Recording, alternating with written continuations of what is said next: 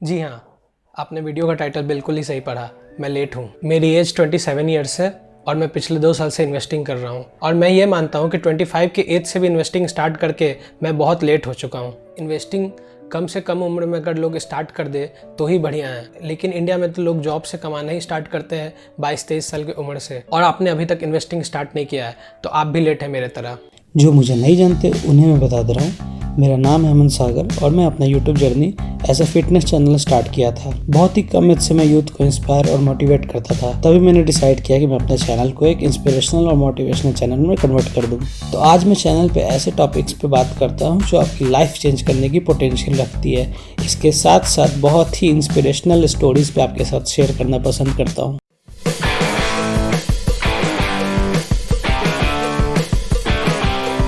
तो आज के इस वीडियो में मैं आपको ये समझाने जा रहा हूँ कि हमें कम से कम उम्र में ही इन्वेस्टिंग क्यों स्टार्ट कर देना चाहिए। और इन्वेस्टिंग में टाइम एक ऐसा कंस्टेंट है जिसका वैल्यू बहुत ही ज़्यादा है। जितने ही कम एज से आप इन्वेस्टमेंट स्टार्ट कर देंगे उतना ही ज़्यादा आपको रिटर्न्स मिलेगा। आज के इस वीडियो में मैं आपसे ये डिस्कस करने वाला हूँ कि अगर आप 62 की एज में रिटायर करना चाहते हैं और आप अपने लाइफ में अर्ली इन्वेस्टमेंट स्टार्ट कर दिए तो आपका एज फैक्टर आपके इन्वेस्टमेंट के रिटर्न्स में कैसे इंपैक्ट डालेगा। आगे आने वाले वीडियोस में आपको ये बताऊंगा कि इन्वेस्टमेंट किस किस तरीका से कर सकते हैं, और हम देखेंगे कि अगर आपका एज 25 से 30 के बीच में है तो आप इन्वेस्टमेंट कैसे कर सकते हैं। इन्वेस्टमेंट के काफ़ी तरीके हैं, mutual funds, stock market, real estate, fix deposit, recurring deposit. इन सब पॉइंट्स को मैं आगे आने वाले वीडियोस में कवर करूंगा। तो इससे पहले कि मैं आपको ये बताऊं कि इन्वेस्टमेंट में टाइम क्या रोल प्ले करता है और जितने ही कम टाइम से हम अपना इन्वेस्टमेंट स्टार्ट करते हैं वो कैसे हमारे लिए बेनिफिशियल रहेगा, मैं आपको बताने जा रहा हूँ एक छोटी सी कहानी। एक राजा था जिसे खाने का बहुत शौक था और वो बहुत पैसे वाला था।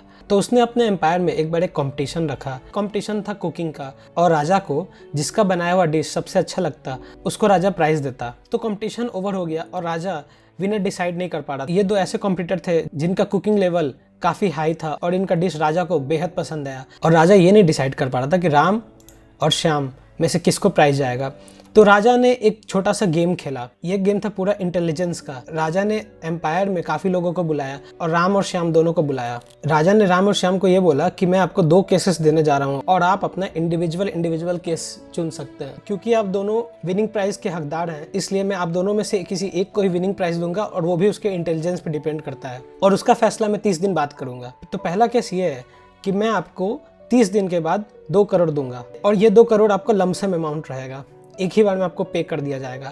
लेकिन अगर आप 30 दिन के बीच में कभी भी चाहते हैं कि आपको आपका पैसा मिल जाए तो ये प्राइज मनी 2 करोड़ से घट के 50 लाख हो जाएंगे। यानी कि अगर आप 10वें दिन के बाद भी चाहते हैं कि आप अपना पैसा राजा से जाके ले लें तो आपको मिलेगा 50 लाख। आप पहला ही दिन चाहते हैं कि मैं 2 करोड़ तक वेट नहीं कर सकता हूं तो आपको तभी भी मिलेगा 50 लाख। और आप 29वां दिन भी चाहते हैं कि आपको आपका पैसा मिल जाए तो आपको 85 लाख मिलेगा। लेकिन 30 दिन कंप्लीट होते ही ये पैसा आपको मिलेगा 2 करोड़। ये बात सुन के राम और श्याम दोनों खुश हो गए।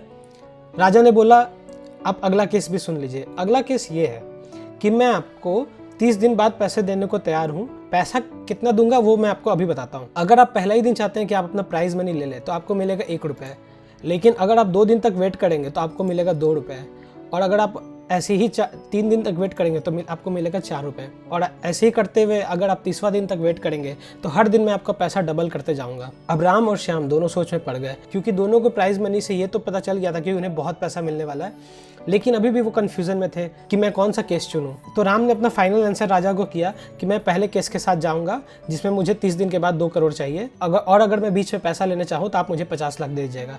तो राजा ने बोला ठीक है। श्याम वही मैथमेटिक्स में थोड़ा तेज था। श्याम ने थोड़ा बहुत कैलकुलेशन किया। कैलकुलेशन राम ने भी किया था। राम ने कैलकुलेट किया था कि अगर ऐसे ही करते करते हर दिन पैसा डबल होते जा रहा है तो इसके हिसाब से अगर मैं 10 दिन के बाद पैसा लेना चाहूँगा तो मुझे सिर्फ 512 रुपये मिलेंगे। 30 दिन के बाद यही पैसा या तो 1000 या तो लाख में चला जाएगा, इससे मुझे क्या फ़र्क पड़ता है। लेकिन श्याम मैथमेटिक्स में भी तेज था और उसने टाइम फैक्टर को भी यूज़ किया, और 30 दिन बीत गए। अच्छी बात यह थी कि दोनों को पेशेंस था और दोनों में से कोई अपना पैसा मांगने नहीं आया। 30वें दिन बाद राजा ने बोला कि राम को मिलेगा 2 करोड़ रुपए और श्याम को मिलेगा, अब ये तो सोचने वाली बात थी कि कितना मिलेगा।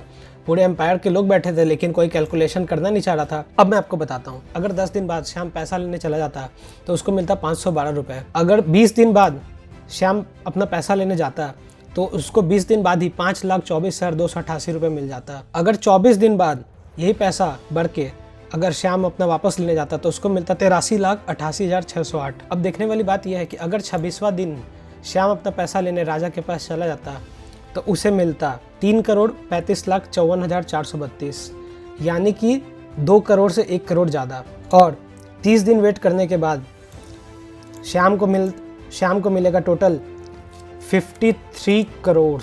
और क्योंकि राजा पहले से ही ये गेम रखा था इंटेलिजेंस के लिए, इसलिए राजा ने राम को कुछ नहीं दिया और श्याम को 53 करोड़ रुपीस दे दिए। अब ये एक हाइपोथेटिकल एग्जाम्पल, ऐसा कहीं भी इन्वेस्टमेंट नहीं हो सकता कि हर दिन आपका पैसा डबल हो जाएगा, लेकिन ये गेम था सिर्फ मैथमेटिक्स और टाइम का, कि टाइम कैसे अपना रोल प्ले करता है। क्योंकि शुरुआत में आप देखे होंगे कि जब पैसा बढ़ना स्टार्ट हुआ 1 रुपये से 2 रुपये, 2 रुपये से 4 रुपये, 16 रुपये, 1,000 रुपये, 32,000 रुपये, तो भी कोई सोच नहीं सकता था कि ये 16वां दिन का 32,000 रुपये 30 दिन के बाद 53 करोड़ 68,70,912 रुपये बन जाएंगे। चलिए, तो इस कहानी से हमने ये सीखा कि इन्वेस्टमेंट में टाइम का रोल कैसे प्ले करता है। अब मैं आपको अगला केस दिखाना जा रहा हूँ सिंपल इंटरेस्ट का। हम सब जानते हैं कि सिंपल इंटरेस्ट का फॉर्मूला होता है principal into rate into time divided by 100, जहाँ पे टी मल्टीप्लिकेशन में आता है और टाइम एक ऐसा खेल है जिससे ही इन्वेस्टमेंट का पूरा पासा पलट सकता है। मैं एक ऐसा केस लेता हूँ जिसमें कि आपकी एज 48 हो चुकी है और आप चाहते हैं कि एक प्रिंसिपल अमाउंट बैंक पे फिक्स डिपॉजिट करें। तो मान के चलते हैं कि आपके पास प्रिंसिपल अमाउंट 1 लाख और आप इन्वेस्ट करना चाहते हैं 6% इंटरेस्ट पे, और आप चाहते हैं कि आपका प्रिंसिपल अमाउंट हर साल 1 ही लाख रहे और उसका जो इंटरेस्ट है वो आपके सेविंग अकाउंट में ट्रांसफर हो जाए। तो 1 लाख का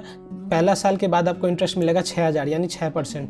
ये पैसा आपके सेविंग्स अकाउंट में आ जाएगा जिससे आप खर्च कर लेंगे और फिर उसी 1 लाख का 6% के हिसाब से 6,000 मिलेगा। देखते ही देखते अगर आप 48 के एज से 1 लाख इन्वेस्टमेंट और 62 के एज तक 1 लाख इन्वेस्ट किए हैं तो आपका प्रिंसिपल अमाउंट तो 1 लाख रुपए आपको 62 के एज के बाद मिल ही जाएगा, लेकिन इस पैसे पे आप टोटल इंटरेस्ट अर्न करेंगे 84,000, यानी कि आपको टोटल अमाउंट मिलेगा 1,84,000 जो कि आपका फाइनल अमाउंट का 2 टाइम्स है। अब अगर आप इससे भी कम उम्र में इन्वेस्टमेंट स्टार्ट कर दिए, यानी कि अगर हम एग्जांपल लेते हैं आप 38 के उम्र से इन्वेस्टमेंट स्टार्ट कर दिए हैं, तो आपको इसी केस का प्रिंसिपल जहाँ की 1 लाख है आपको इंटरेस्ट अर्न हो जाएगा 1,44,000, यानी आपका टोटल अमाउंट हो गया 2,44,000 जो कि आपका प्रिंसिपल अमाउंट का 2 टाइम हो चुका है। लेकिन 24 की उम्र में आप यही इन्वेस्टमेंट स्टार्ट करते हैं तो आपका प्रिंसिपल अमाउंट होगा 1 लाख का, फाइनल अमाउंट मिलेगा आपको अमाउंट 3,28,000 और इस पर आप इंटरेस्ट अर्न करेंगे 2,28,000 जो कि आपका फाइनल अमाउंट आपके प्रिंसिपल अमाउंट का 3 टाइम्स होगा। तो हम इस ग्राफ से ये देख सकते हैं कि आपका अमाउंट 1 लाख से 1,06,000 कंटिन्यू रहा और आपका इंटरेस्ट 1 लाख का 6% यानी 6,000 कंटिन्यू रहा। अब हम देखते हैं असली खेल,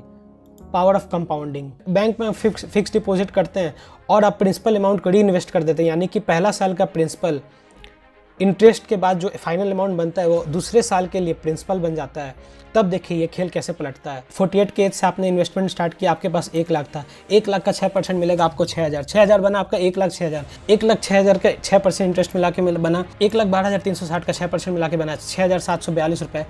देखते देखते और आपका प्रिंसिपल जो 1 लाख था 15 ही साल में वो पैसा हो गया 2,26,000 यानी कि 2 टाइम्स। लेकिन टाइम अगर बढ़ा दिया जाए, आप कम उम्र से स्टार्ट कर दिया, आप 38 के एज से स्टार्ट कर दिया इन्वेस्टमेंट, तो यही 1 लाख रुपए आपका इन्वेस्टमेंट के बाद 25 साल में ये बन जाएगा आपका 4 लाख, और 4 लाख पे आप इंटरेस्ट अर्न करेंगे 3 गुना यानी कि 3 लाख। और अगर आप अर्ली इन्वेस्टमेंट स्टार्ट कर दिए, 24 की उम्र से आप इन्वेस्टमेंट स्टार्ट कर दिए और 1 लाख ही इन्वेस्ट किए, तो 1 लाख आपका बन जाएगा 9,15,425 अगले 39 ईयर्स में, और आपका इंटरेस्ट अर्न होगा 8,15,000 और आपका अमाउंट आपके प्रिंसिपल अमाउंट का 9 टाइम्स हो चुका है। अगर हम अमाउंट का ग्राफ प्लॉट करें तो 1 लाख आपका बनेगा 9,15,425 और ये ग्राफ एक बिल्कुल एक्सपोनेंशियल है।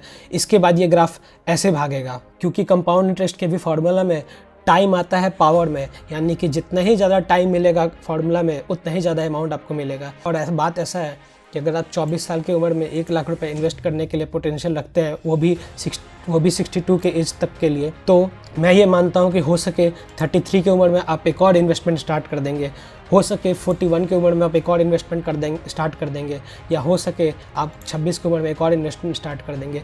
बात कितना इन्वेस्टमेंट, किस टाइप का इन्वेस्टमेंट करने का बात नहीं है, बात यह है कि इन्वेस्टमेंट अर्ली क्यों स्टार्ट करना चाहिए, कम उम्र से इन्वेस्टमेंट क्यों स्टार्ट करना चाहिए। कि आज के इस वीडियो से हमने ये सीखा कि टाइम का रोल इन्वेस्टमेंट में कैसे काम आता है।